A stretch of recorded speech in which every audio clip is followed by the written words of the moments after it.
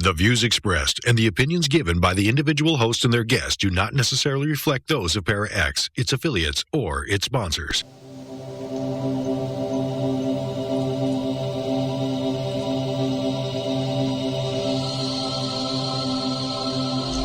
Merry meet and merry part, bright the cheeks and warm the heart. For tread the circle thrice about, to keep unwelcome spirits out.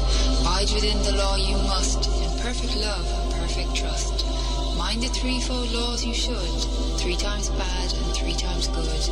These 8 words the read fulfill, and ye harm none, do what ye will.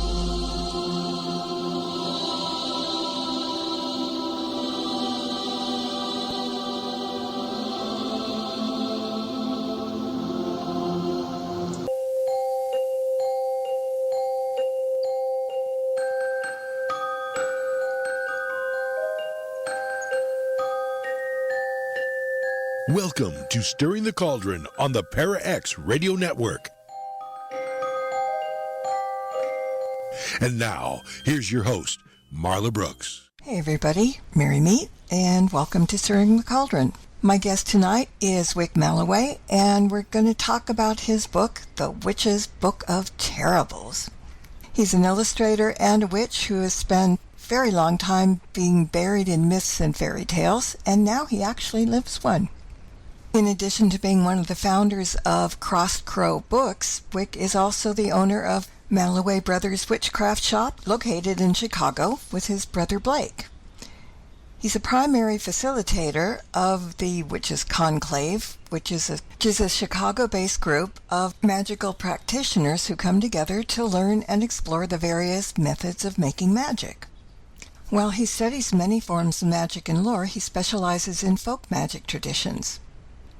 The power connected up to the land, unique local customs, and what spirits might reside in any given place has fueled not only this book, but his own brand of local witchery as well. As always, those of you in the chat room, feel free to ask questions or comments. And if you're listening live but not in the chat, you can come over to paraxradionetwork.com and join us. Now, I love hearing tales and legends, so Wycke, welcome. Thank you very much. I feel hecka welcomed. I'm glad you're here. That's a good thing. Now, when I was scrolling through the list of books might want to have on the show, your book title just itself caught my eye. And that's all I needed to do to track you down. And I am very glad that you did. Thank you so much. Yeah, it was I like the idea of something just kind of like called The Terribles, because I can always say it's a terrible book. But I'm pretty happy with how it turned out. Well, technically it is a terrible book, but not so bad. But it's a collection of story based on lessons on witchcraft told through fairy tales and poems and anecdotes about the magical path. And everybody knows me that I like backstories. So I want to hear the backstory of the poem, The Witch's Woods, and how did that inspire the whole book? Oh my God, that goes back like a lot of years. Oh boy. So that one was one where me and my brother Blake, we have done so much magic together. We definitely saw ourselves as like the main characters of some Charmed episode for many, many years. But as we were doing that, we always kind of like picked these certain things out that kind of turned into like these are our adventures. These are the things that we're doing. And over time, I started to like put our adventures together into like, we did this. These are all really cool. And I turned it into a poem, which is the Into the Woods poem. And that one is the thing that it really kind of jumped me off into being like, wow, we did a lot. We've accomplished a lot of things in our witchcraft. These feel like things that can really kind of be passed on in a way. And from that idea, I went on and made the rest of the book to sort of make other stories of witchcraft and pass on more lessons. Is that your first witch book, or you have the other? I know you have other books, but was this the first then, or? This is the first one. And then there's a few more that I'm working on right now, and then other ones that I've worked on with other people. So it's been kind of a big melting pot. But this is the Yeah. first official full one I did by myself. Oh, okay. So some of the lessons are good and some are terrible. And any of us who on the crooked path will learn from.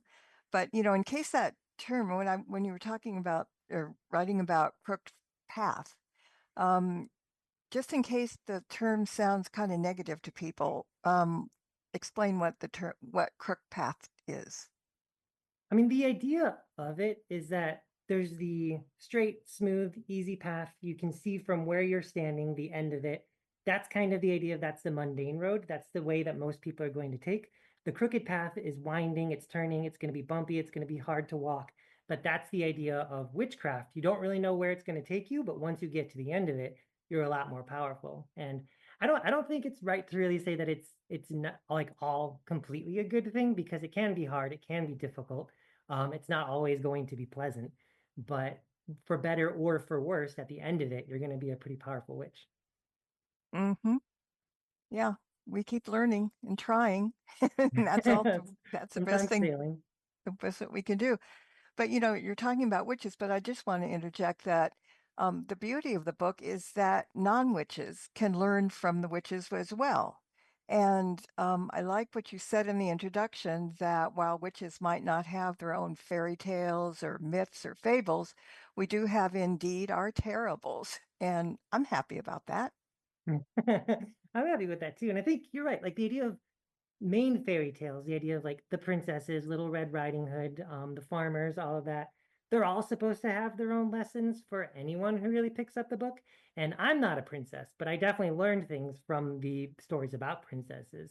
So I would agree that anyone, witches or not witches, could pick up this book and learn certain things. And Mm, if you are practicing witchcraft, I feel like there's certain things you'll be able to pick out yourself that other people wouldn't. yeah, and that's interesting. Like I said, I think I told you I got, the two of them I read, and I was just kind of like so enthralled because they were really, really good. and and then I didn't have time, and then today I was trying to, so I'm really gonna find out too what these lessons are when I have some That time might that be. I can really think about it. Yeah, Yeah, and I think they should be different for everybody. So I'm not going to pretend that I'm all wise and saying like these are the lessons to learn with witchcraft. So I yeah. think same with any kind of fairy tale, you pick it up and you're just going to make your own lesson out of it, whether it's the one that's intended or not. So I think that's kind of the beauty of stories and fairy tales, is that you can kind of make them your own. Yeah, and when they're written well, it's good. You just want more, and I do. I hope that's what happened here. Yeah, I think people will too. Because somebody in the chat room, I posted the book cover, and they liked it very much. So, Oh, it, thank you. yeah, so you like the outside, the inside's 10 times better, and even we got to do that. But I'm picking around things back and forth here. But you said I think it was wherever in the book that you fumbled and grumbled a lot through your own craft, and you've had plenty of curious tales from other witches as well as getting some stories. Did you think of a lesson first, or did you build the story around the what came first, the That's lesson a or good the idea. story? Maybe that's the better way. That's a good question. There's a few of them, because some of them are based off of real things that happened. So for those, I just had to figure out like what was the thing that I learned out of this. And for other ones, were ones where I was like I heard a story from someone else, and I didn't really connect to their story, but I connected to their lesson. So I was like, okay, what's a story I can make off this lesson? So for those ones, the story came out of the lesson, and the other one was reversed. You think all stories do have lessons with them? I think they might not all be intended in there, but I think by the end of it, a story is going to have a lesson. And sometimes the lesson will just be, I shouldn't have picked up this book, but it's still going to be there. So I think like that is kind of the power of stories, is like you take it, you experience something in another world, in another narrative, and by the end of it, you are walking out of it with that experience almost as if you lived it yourself. So you can pick something up from that. Mm-hmm. That's true. And no story has any merit, a good thing, without good characters. So let's talk about the characters in these stories and how they came to be. I mean, not everyone, but you know what I mean. I got a good jumble of them. I feel like so at the beginning of the book, the idea kind of changed compared to what it ended up being later on. So I've got a bunch of them in there that are named like Aunt Brynelda, Nonna Noxa, ones that are very much like family names. And the idea was that because this started with it being about like mine and my brother's adventures, I really wanted this to be like a pretend history of our family. And like this is our Aunt Nonna Noxa and our Aunt Auntie Black and Aunt Brynelda and blah blah blah. And that's something that definitely like evolved over time. I didn't want this just to be connected with us. But there were other characters in here definitely, where there was a lady named Adelaide Black, who is based off of Adele Black, that was a witch in Glastonbury, England, that like really took us under her wing. She taught us so many things. She was really wild, really over the top, but she's one of the most powerful witches I've ever met, who can just kind of walk into a room and like you can hear a record scratch when she does, and it's just like and like the music cue just start, the lights would flicker. You can tell she was a witch just by looking at her, and she would be able to walk up to people, just say things.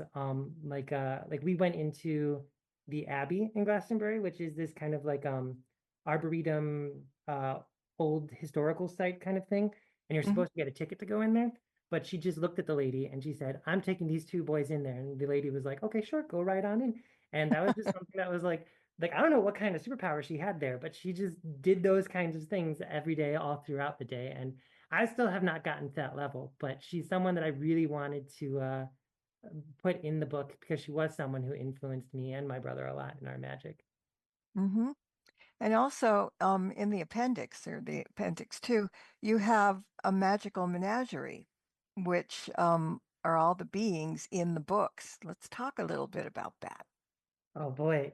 Yeah, there's so I love the idea of animism. That's a huge part of, I'm pretty sure like a lot of witches actually have this as a part of their practice, where there's a spirit inside of everything, every rock, every tree, everything that Pocahontas sang to us about, that's all real. There's spirits inside all of them.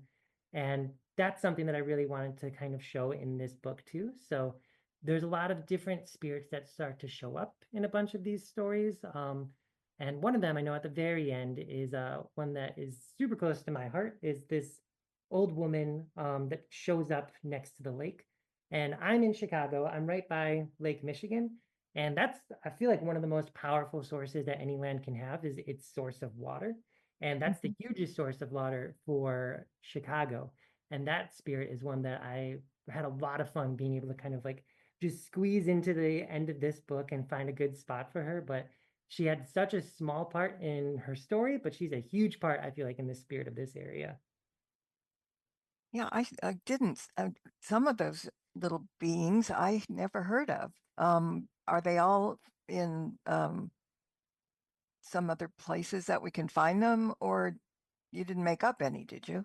No, no, no, they were definitely made up. So I can't say that they were something. Well, they're not something that I would say are just like fished out of the garbage kind of made up. They were things that I named, but they're been around here. They're things that other people here have experienced, but the names themselves are ones that I put on them. Okay, because I didn't really, again, haven't read them all, but I didn't know, a couple of them that I was looking as I was scrolling down. I go, who's that? What's that? And Yeah. getting, in my head, what does that look like? Oh, I don't want to think about that. Yeah.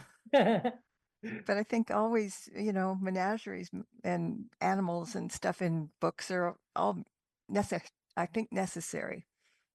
I think so too. And it's just a fun word, menagerie. It's pretty. Mhm. Yeah. Yeah, I was going to say something, but I forgot what it was. Um, but, something made me wonder when I was reading in the book too, was you wrote about why witches in this book always signified by wearing stripes in their outfit, in one way or the other. And that made me wonder, what about the stripes? Do you know when and where and why that became witches' calling cards? I've put a lot of thought into it. I feel like the easiest back you can track it to is probably Wizard of Oz, where the Wicked Witch of the East had those striped socks and it like curled under the house. And I think Mm, that's the earliest visual reference that we can really jump to, but I know that it's definitely popped up in a lot of other children's books with the striped socks, and I think that's kind of got almost the same type of origin as the witch's hat, where like pointy hats were worn by a lot of people, but it somehow just attached itself to the witch when it ran out of fashion with everyone else. And then now the witches are the ones who are really correlated with pointy hats. And I think kind of the same thing happened with stripes because of the Wizard of Oz, where the striped socks became a witch's thing because all of a sudden no one else is wearing them anymore, and you see it here in the Wizard of Oz. mm, that makes good sense. Yeah. So when did you get into witchcrafting? That's a tricky question. I mean, I feel like I've always been into it for sure. I know this Mm-hmm, is a thing with a lot of kids, where they would run around the neighborhood making potions, making fairy nests, and mm-hmm, chanting random spells. And for me, I definitely did that. I did that, I think, like the earliest I can remember. The thing that I think might be different from other kids is that I never stopped doing that. So that just kind of kept growing and growing and growing. And I had very supportive family members, supportive parents, definitely, who bought me lots of witch books whenever I asked for them. They would take me places to do different spells that I wanted to do. So there wasn't ever any kind of point where I was like put down for doing any of this. And I luckily like had other family members who are also kind of doing these things, and we can cast spells together, and we were able to sort of bounce off of each other. And it just kind of grew from there until it was something that, oh wow, I'm actually doing this for a career. This is real. Ah, isn't it wonderful? Um, question in the chat room. Where did you get the color green? Where did the color green come in? Lots of witches are always green skinned. Oh yeah. I mean, there's again like lots of theories with that one. Same thing I would say though, the big one is going to be the Wizard of Oz. I've heard there's also possibilities where like it could have been used in other art examples where they had green because they were like rotting skin. There was a what's her name? A Roman witch, Erichtho, I think is her name. Mm, And she was also depicted with very like rotting skin. They didn't really say that it was green. They just said that she looked kind of corpsey. But I feel like that idea can be kind of cartoonized and turned from pale white and gray to something that is green. And by the time it got to the Wizard of Oz, which was like a really big step in color and media, that's when they mhm. turned her green, and that's when that really stuck. Yeah, yeah, and warts, they said. Warts also, I mean, really, we're not ugly. Well, some people are, but and not generally. All witches are not bad, but to be depicted, do you sometimes get mad about that? That it's they don't realize that they're human and just like us. You know? Really, I feel like I might have an unpopular opinion on this, but no, I think it's really great, kind of the idea that we're depicted as sort of these boogeyman figures, because like one way or another, we're all drawn to witchcraft, and we know it has this history to it.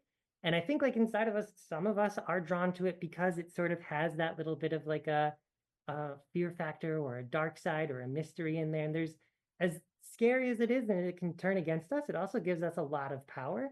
And I think that power isn't something that we should try to hide. It's something that is really good for us to embrace and say, like, yeah, we might Mm, have warts, we might have green skin, but we can change the weather and we can make money with a snap of our fingers. So, like the stereotypes, as harmful as they can be, they can also be really fantastic. mhm. Yeah, that's true. Because sometimes you think, oh my God, people are saying, oh, they don't look like us and we're not blah, blah, blah, and they get really upset. But, Hollywood has kind of made it too, what a witch is, especially around Halloween. They get the craziest people to, talk and interview. Um, but, how do you tell people, it's us, it's me? Well, I don't know, I don't go around casting spells and giving somebody a bad eye or something. We're just we take out the trash, we do all these things that everybody else does, Yeah, and we you pay our know taxes. I'd like to be able to ride a broom. I would, but because it's in LA, traffic is terrible. So it would be nice to, get up on a broom, but That's more true. But like then you're flying through the smog. huh? Then you'll be flying through the smog. Yeah, I know, but but still, it's better than going on the freeways for sure. Freeways are not bad. Have you been to Salem and places like that? Visited? Yeah, I've been to Salem. I've made some mistakes going to Salem. I went once in October, which was not a good decision. It's just like God, busy as flooded hell. with people. But then I Yeah. went back in November, and it's a really great area. It does kind of feel a little bit like Witch's Disneyland, where every store is just kind of packed with like magical accoutrements and things you can get, and classes and hocus pocus destinations, all of that stuff. And the locals are very sick of anybody asking them about witchcraft, but it's a cool place to go. Yeah, yeah, it is. And I guess the cemetery there where some of the ones that were hung is a good place for people should go and think about it. What happens when you turn around and do wrong things. Yeah, the witch trials are very much like a super important thing that I feel like witches, people taking up witchcraft should really learn from kind of like where that's coming from. Because a lot of it's so interesting because it's built into what our witchcraft is today, but it's not actually built from real practice of witchcraft. It was all just like heresy and whatnot and what's forth. So that was a huge turning point for us. And I still see like some things today because I work in a witch store and a lot of people come in and they're kind of making accusations the same way you heard that people would have done in Salem, where they're just Mm-hmm. kind of like, oh my gosh, I woke up with bad breath this morning. I think I'm cursed. Can you curse this person for me? And I'm like, girl, you just got to brush your teeth. Like, it's not that big of a deal. Yeah, I know. And I mean, people still think that witches are, what they see from Hollywood or some, fiction book and are scared of, I mean, okay, not all of us are really nice. There are good and bad, you know, but Yeah. I just don't see how people can be afraid. Or they say there's no such thing as a witch. You like that? What do you say to when they say that? What do you say? They don't have to believe in a witch, and witches can still kind of do whatever they need to do. I think like the main thing there is that there is a while where people thought like if I don't believe in magic, magic can't affect me, and that's not true. Like you can not believe in magic as much as you want, but things are still going to happen. So it makes no difference to me if they believe in witches or not. I can Mm-hmm. still do whatever I need to do. Yeah. But so many of us, or a lot of people, don't come out of of a broom closet. They're afraid to say that they're a witch or anything. And I mean, like I went to the dentist this week and I wear a pendulum and it flipped out on my shirt before they put the thing on me, the bib, and I got a double take, and I'm like, okay, this one is afraid of me now. Um, Yeah. I don't know. It's hard to be out there because, I- the people can wear the Jewish star, people can wear the crucifix. So why not the pentacle? You know? I mean, it's all in the same thing, but it's not allowed, Yeah, I think sort this of. is kind of like the downside to that stereotype where like we can get a lot of power from it, but people also recognize there's a lot of power in it. So like when they see a person as a witch, I think they don't know how to react to us. They're kind of scared that we're going to be able to do things that they aren't. And it's the downside to it, but it's also something that can empower us. I had kind of a funny situation too, sort of like the Pinnacle, because I dress super weird. I'm in Chicago. They're already pretty weird there. But I dress like I wear a lot of patterns. I wear a lot of bright colors, stuff that's just like labeled layered on top of each other. And I walked into a dollar store yesterday and just like went around the corner down an alley and I heard the lady talking to the register and like, did you see that guy? He was just wearing like stripy pants and bright socks and he had bright curly red hair. What's going on? And the lady who was like standing at the register was like, he's right around the corner there. You should be a little bit more quiet. Hmm. Yeah, well, if you want, oh, well, maybe he's colorblind, or something like that, somebody can make an excuse. Yeah, I was also wearing a witch hat, so I feel like there's no way out of that. I've got a question from the chat room about witchy stuff. Um, she says, having had ancestors who were hanged at the Pendle, England in 1612, and beginning a medium, is it wrong for me to associate myself with those ancestors, whether they were true witches or not? I guess they were hanged. Oh yeah, hanged. The bad guys. They were Pendle, England, something. Pendle, actually, I think that's one of the examples of people who actually did possibly practice witchcraft. There are a lot Yeah. of people who were like, they were cunning witches over there, so they were doing a lot of like cures, spells to sort of find lost objects. But there were also like two warring families, kind of like the mob, where they were casting spells back and forward. At least that's what they say in the stories. So I think in that example, if any of those are your ancestors, I don't think it's bad at all to consider that witchcraft. And so she'd be afraid maybe they'll come back. Once the DNA, maybe it's jumping to her too. But yeah, I've heard a lot of stories, and I've heard that some of the witches are haunting the same place. They never left. Did you hear that? I've heard that before, yeah. And I mean, even Yeah. just only witches. There's definitely a lot of people who be haunting areas like that, I feel like, but I've never seen any of them myself, but I would 100% believe it. No doubt that there's something still looming in those areas. Yeah, leaving that energy, because that was very strong. I've known people that have gone there and just said, and these aren't people that are afraid of much, and they just said, I couldn't wait to get out of there. It was that bad. So, you tiptoe there, and I mean, what are you going to do? Yeah, that's something. Have you ever been to New Orleans? Yeah. New Orleans, I feel like, has one of the most potent spirit of place kind of feelings compared to even like Salem or places in England. I feel like you can just walk into New Orleans and feel that those areas are haunted, or there's something looming over that area that was definitely shaped by its history. And like that's a strong area. That's got some juju in it. Yeah, that horrible woman that was killing her slaves up there in that building, and oh, that place is really haunted. And I forget what it was, Oh but yeah, there's a Delphine Lalaurie, I think. yeah, and it was just, oh my God, I mean, I wouldn't even want to walk in the building. I mean, I'm not that empathic, but I just, something would skim up Yeah. my back. Have you been to the building itself? No.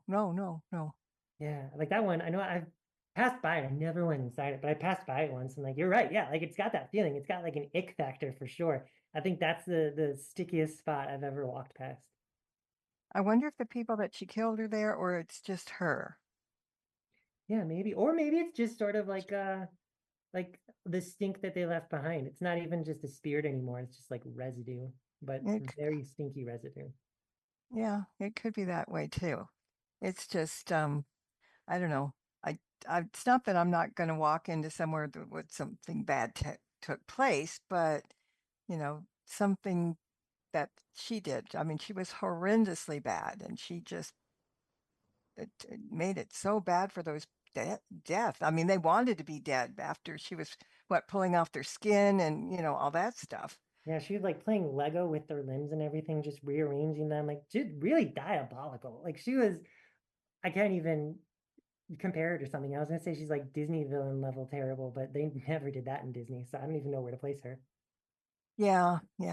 And there are people like that still roaming the world. You never know.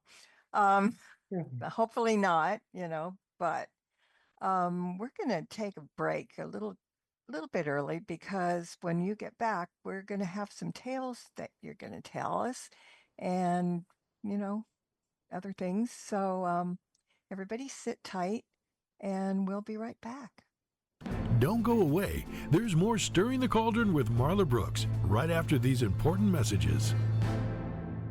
Sometimes good intentions aren't good enough, and we need a little help to make it through the workday.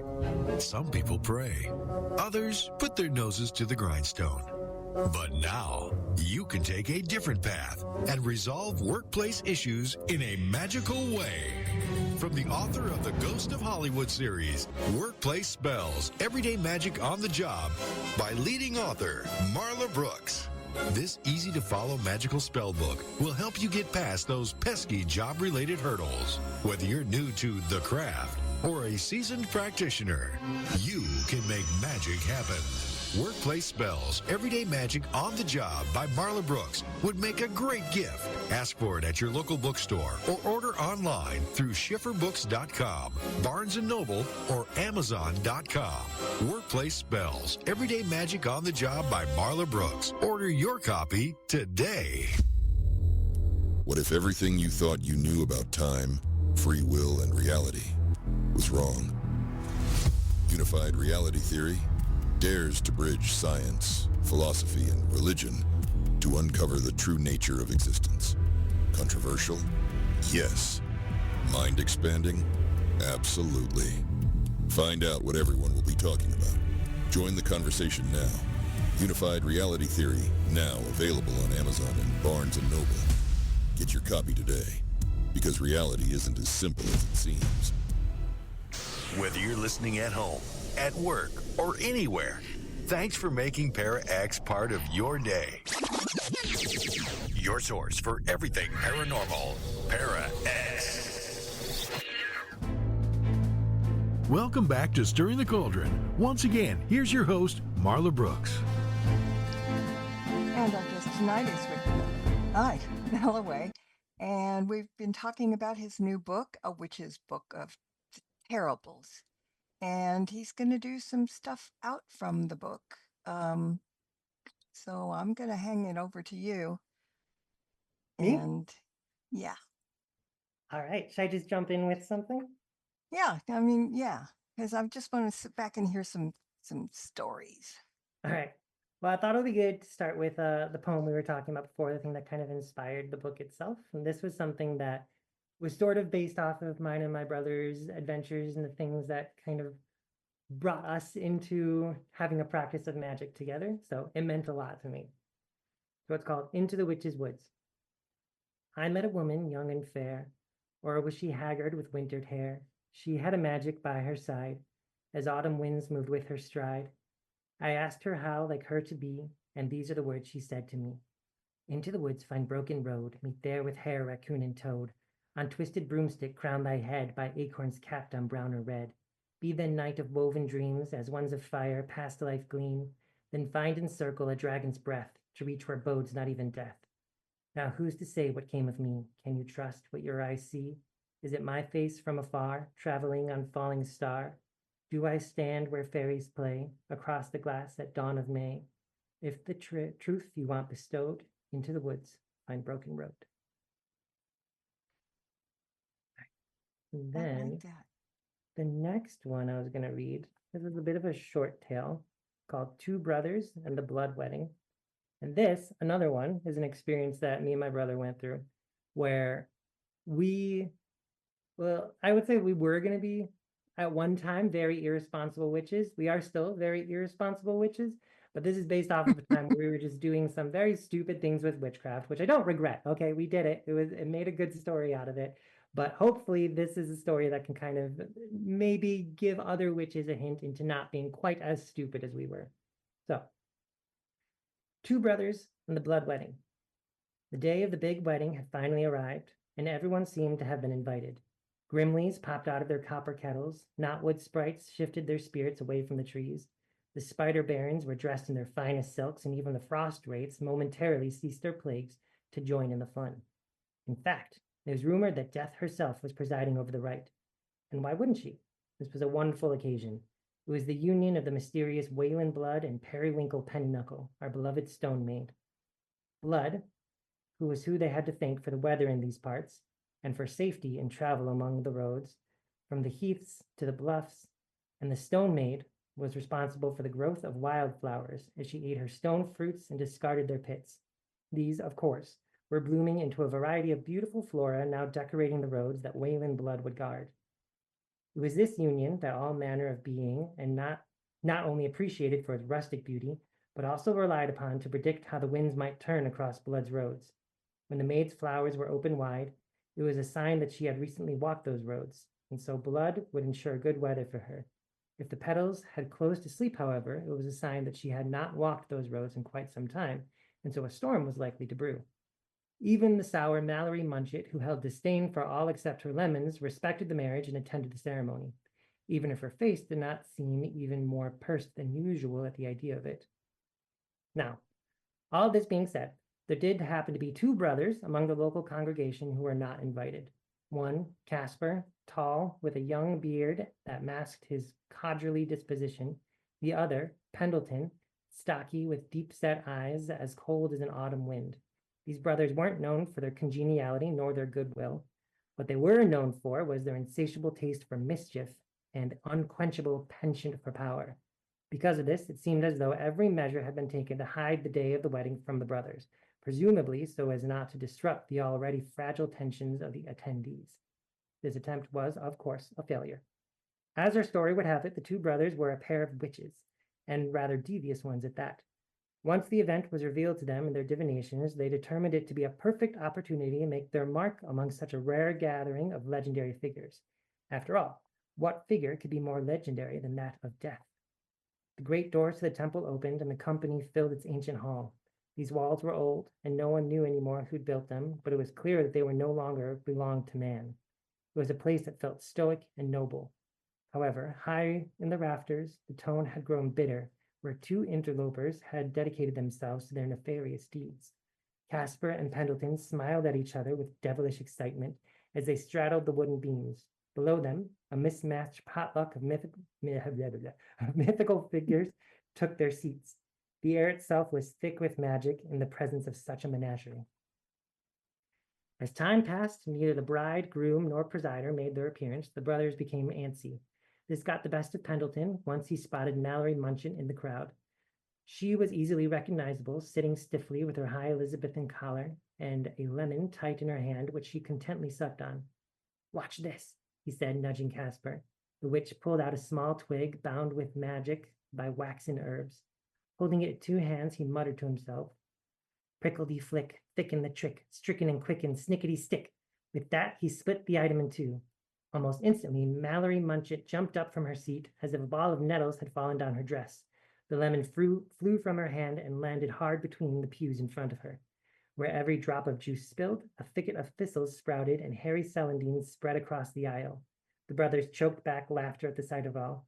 Caspar, then seeing mad-mouthed Ralph attempt to avoid sitting on a bushel of Mallory's thistles, took some coins out of his pocket and poured them into a small pouch. He drew a circle with chalk onto the rafter and dropped the pouch into its center. With this, Mad-Mouth's left side seemed to double in weight, causing him to tilt over onto the thistles. And, true to his name, he began to regurgitate words so foul that it drove all those around him into a mad frenzy. Nearly falling from the ceiling, the witch brothers wheezed and gasped for air between what deprived their laughter would give them. Caspar then noticed Madame Pepperdy, the old phantom who haunted the Bone River Pass, was craning her unusually long neck over the crowd to see the commotion. She pulled a braided cord from his pocket, anointed it with 3 drops of foul-smelling oil, looked at her through a loop in the cord, and uttered a short charm. "Rivers run, but the north sends frost, yet you're the one to pay the cost. Now rivers run, but you may not." Caspar then jerked the cord into a quick knot. Suddenly, Madame Pepperdy's knees buckled, causing her to fall into a ghostly heap between Luffany Rye, the funeral fiddler, and an equine imp. Amidst flustered apologies and the witch's giggles as Pepperdy attempted to untie herself, Pendleton took the cord and tied the knot into a bigger knot, then another knot over that. This stuck the imp, the phantom, and the fiddler together as if they were glued, causing them to struggle and fall across their whole row. The brothers began to feel lightheaded with magical fatigue, but nonetheless, they left their competition get the best of them.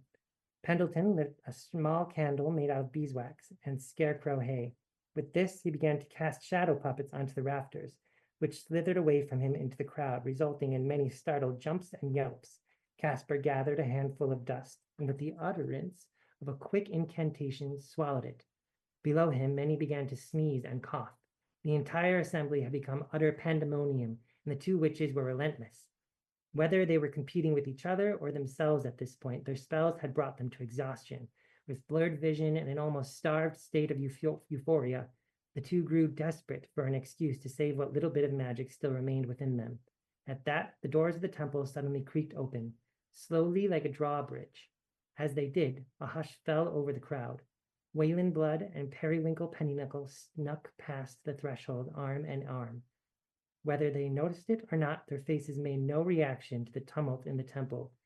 The two simply stepped forward down the aisle, and as they did, the attendees all rushed quietly back to their seats, parting before the betrothed like a curtain.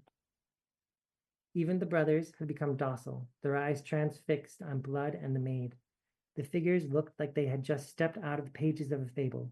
Blood walked like the calm before a storm, clad with skins and antlers from carrion of the roads.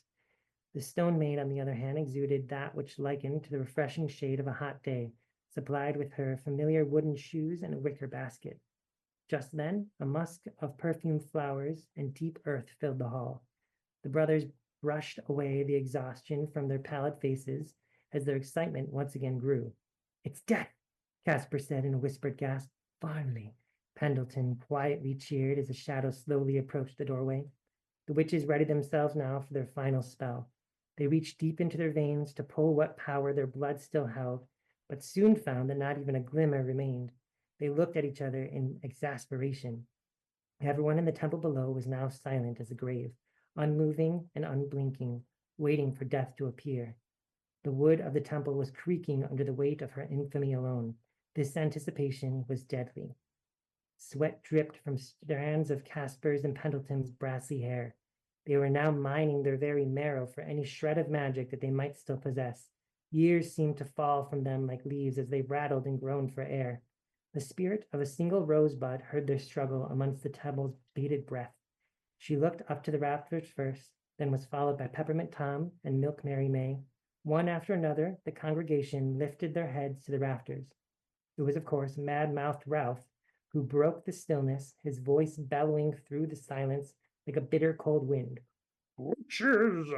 A heartbeat passed before either of the brothers registered what they had heard. With one final breath, Casper and Pendleton looked shakily under the rafters. Their veins turned to ice as they noticed every single face in the temple below them glaring back to meet their eyes. Each face grew angrier than the next as the congregation pieced together the chaotic events of the day. This took the last that the brothers had. With darkening vision and numbed balance, they fell from the rafters like dead flies into the ravenous pit of the assembly. It was then that death finally arrived.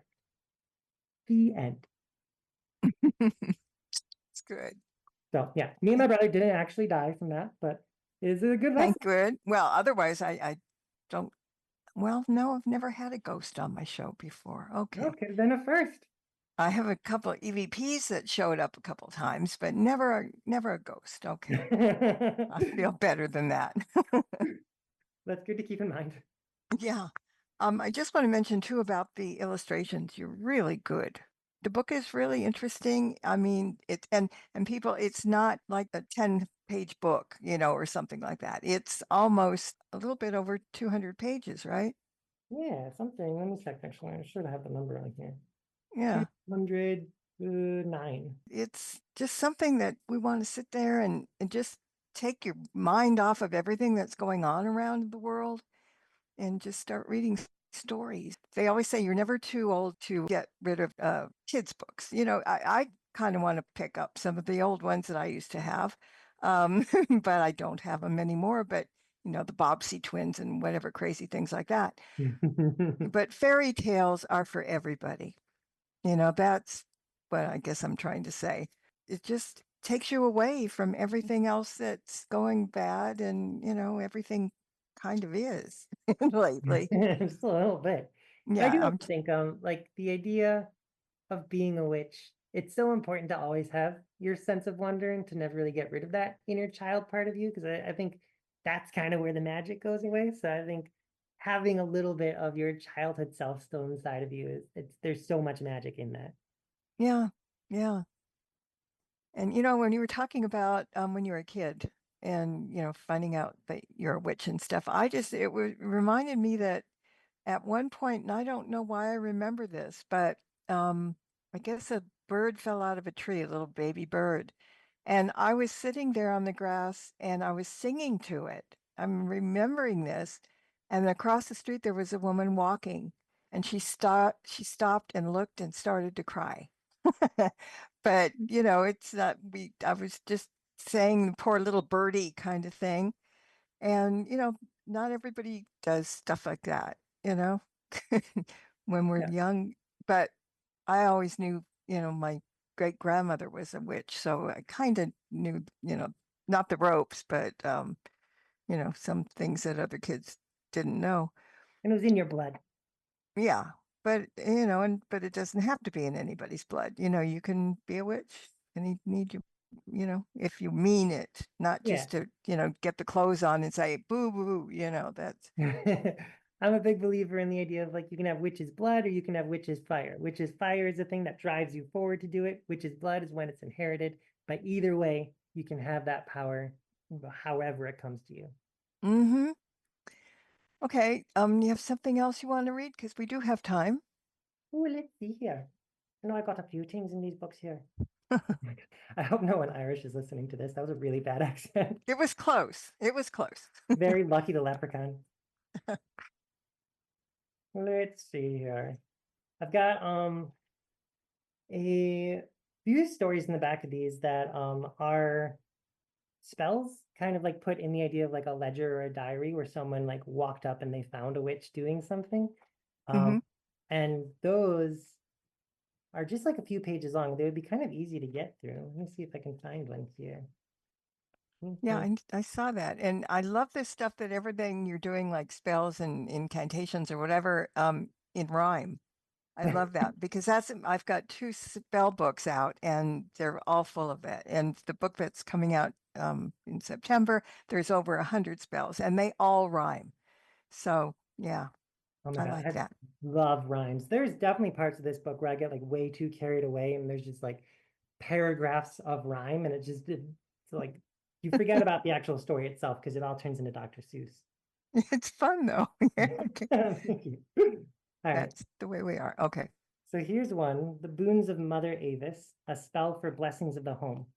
And also, I'll let you know, when I was writing these stories, I kept doing it with an accent in my head. So if I accidentally slip into an accent, don't call me out on it. Okay. One late night when the skies were as black as brambleberries, I came walking back down the old dirt road from a long day's work. I heard a voice lilting in the darkness and looked around to see its source. There was an old brown plot beside the hedgestones that sat vacant and barren for as long as I'd known. No one even set foot there, saying the dirt was sick and would turn the onlooker rancid too. But that night I saw the figure of a young woman in darkness with a bright lantern by her side. I took cover by the stones to hide myself and steal a closer look. She stood in the plot, preparing something, it seemed. The woman kneeled down beside the lantern with what appeared to be a well-preserved bird's nest in her hand. She reached into a satchel by her side and plucked out 2 jars of spices. She sprinkled these over the nest and into the lantern fire. I'd recognize the smells of cinnamon and cumin seed anywhere. They were my mother's favorite cooking spices, and they always smelled like home to me. The woman stood back up with the nest in hand and began to walk along a set of lines that she had traced in the dirt before I arrived. As she did so, she sang to herself a funny song. Oh, Mother Avis, spin your nest, spin with the strand that holds it best. Chickadee, light, twiddle, twitter, tweet all day and night. By Mother's work, it takes its form. With Mother's love, she keeps it warm. Chickadee, light, twiddle, twitter, tweet all day and night. Fruit petal seed into her dome. All that she chooses make a home. Chickadee, light, twiddle, twitter, tweet all day and night. She made this walk 4 times as she sang her song and returned to the lantern in the center. The woman began to pull items from her satchel bric-a-brac, it seemed to me. For each one, she declared something and set it into the nest. Wealth, she said, for a coin. Growth, she said, for a pumpkin seed. Beauty, she said, for a lovely brooch. Luxury, she said, for a small silver spoon. And secrets, she said, for a keyless lock. The woman, then blew out her lantern, and all was dark. The next day, I had nearly forgotten about the oddity I happened upon the night before. On my way to work, I passed down the brown lot as usual, but to my shock, it was no longer brown. Green buds and flowers had begun to sprout overnight. I thought about the woman and began wondering if she somehow caused this. A few days later, construction had begun on the plot, framing a house oddly the same size as the lines the woman traced. Even stranger, this home was furnished not even a week later, and it was truly beautiful, with ornate banisters, stained glass windows, and gabled roofs. The land itself was abundant with growth. Fields around it were bursting with crops, and who came out from the home as if she'd lived there in luxury for years but the young woman I saw that one dark night. It was unbelievable. Everything she placed into the nest had come into being: wealth, growth, beauty, and luxury. But it left me wondering with a hapless pit in my stomach. Why had she placed secrets into the nest as well? That one. That one is a lot of these actually are spells that I would do for different clients who come to the shop and they're looking for something. And a few times people would invite me over to their homes to do some kinds of house blessings. And I would take a nest with me and a bunch of items for things that they're looking for. And I would walk around doing this spell with their house, and they would be able to put some spices in themselves. And it's been pretty successful so far. Wow, that's really neat. And we're kind of winding down. But before we go, I think we need you to talk about your website and what they are, what's there, your books, the store in general, all that stuff. Oh boy. Okay. Go for it. Yeah, let me think. Where do I start? So a few things. My brother, who I've mentioned a bunch of times, we started a store in Rogers Park, Chicago, called the Malliway Brothers. It's one where we have everything in the shop. The idea of it is to be really practical with your spell casting. So we want people to be able to walk through the doors, ask for anything that they might need or any kind of spell, and we'd be able to gather things together for them. And in there, we host a bunch of workshops, a lot of events, rituals, things for the Sabbats, things for just particular spells or classes people might want to learn. That's called the Witches Conclave. But me and my brother also opened up Cross Crow Publishing Company, which we've been picking up a lot of books. We had definitely had a very, very busy, stressful few years for the first few years of it. And now we're finally getting like a good time to catch our breath with it.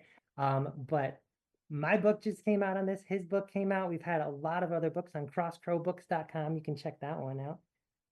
And then also something else that we have on our website, malliwaybros.com.